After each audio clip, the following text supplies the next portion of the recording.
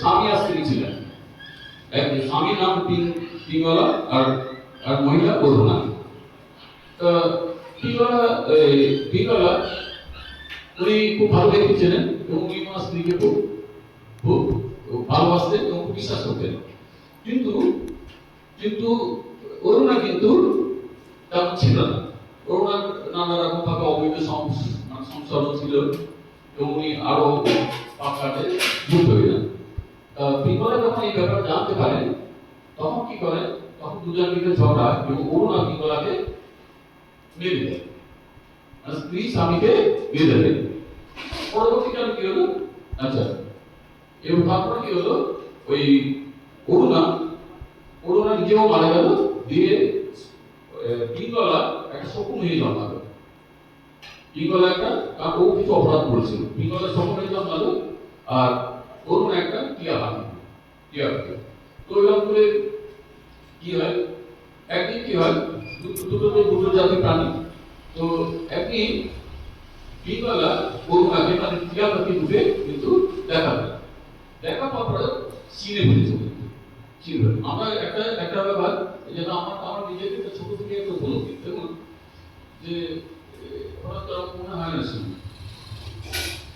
দেখবেন অযাচিত ভাবে হয়তো কোথাও একটা নিমন্ত্রণ পেলেন, সেখানে গিয়ে আসুন প্রসাদ পাবেন বা কোনোভাবে কোনো দেখা যাবে হয়তো ট্রেনে যেতে কারোর সঙ্গে আলাপ হলো, তাই না, সেখানে। তো এই ব্যাপারগুলো সেখান থেকে কিছুটা ঘনিষ্ঠতা এলো। তো এই ব্যাপারগুলো কি হয়, আগের জন্য কোনো একটা সম্পর্ক থাকে। হ্যাঁ, যেমন ওই আমার সামনে আছে গোপালবাবু মায়াপুরতে গেছেন। তো কোথায় আমি শুরুতেই তো আদিবাসী নামে আদিবাসী অন্য জায়গায় শ্রীখণ্ড আছে, ওইখান থেকে আমাদের গ্রাম আছে। হ্যাঁ, তো সেখানকার তো আর ও তো কোথায় মায়াপুরে ও আগে না, মায়াপুর থেকে আমরা পরবর্তীকালে বহুবার দেশে ওখানে ইসলামের হেডকোয়ার্টার করার পরে আমরা সেখানে সমবেত হয়েছি। তা এই যে সমবেত হয়ে একসঙ্গে থাকছি, আমরা আগে তো কোনো না কোনো ভাবে যুক্ত ছিলাম। সেই যে সম্পর্কটা, নিভাতে আমরা আবার একসঙ্গে আমরা এখানে জড়ো হয়েছি। তো যাই হোক, তো পিঙ্গলা আর অরুণার ভিতরে সম্পর্ক তো ভালো ছিল না। তো পিঙ্গলা এবং মানুষের শকুন কিন্তু দেখে সঙ্গে সঙ্গে সেই টিয়া পাখিকে মারতে যায় এবং টিয়া পাখিকে গিয়ে খেয়ে ফেলার চেষ্টা করে। সেই সময় যখন খেয়ে ফেলার চেষ্টা করে, সেই সময় একটা ব্যাগ কি করে পিঙ্গলাকে শকুনকে তীর ছোড়ে। দুজনে একসঙ্গে মারা গিয়ে যখন দেহটা পড়ছে, তখন সেখানে একটু জল ছিল, জঙ্গলে একটু জল ছিল। সেই যে জল ছিল সেইটা সেখানে গিয়ে ওরা পড়ে। ওখানে যখনই পড়ে, ওরা তো পাখি ওদের ভালো গাছ কিছু ছিল না তো, কিন্তু যখন ওখানে পড়ে তখন ওরা মুক্তি পেয়ে যায়। পড়ে যখন রথ আসে না, তখন ওরা আমরা কি ভালো কাজ করেছি, যে আমরা এই মুক্তি পেয়ে যাচ্ছি, আমাদের আমাদের ইষ্টে কিছু দেখছি না।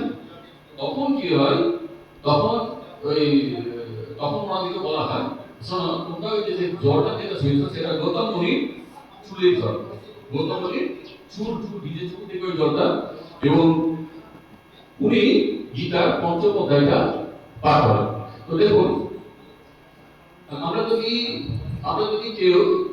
কেউ গীতার পঞ্চম অধ্যায় পাঠ করি, সেখান থেকে সবাই একটা কি দিব্য শক্তি একটা আমরা অর্জন করতে পারবো।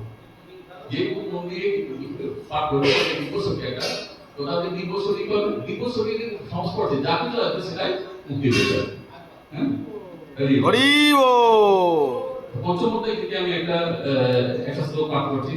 ভক্তারাম ভগবতাপশম সর্বলোকামহেশ্বরম সুহৃদম সর্বভূতানাং জ্ঞাতমং শান্তিম পৃচ্ছতি।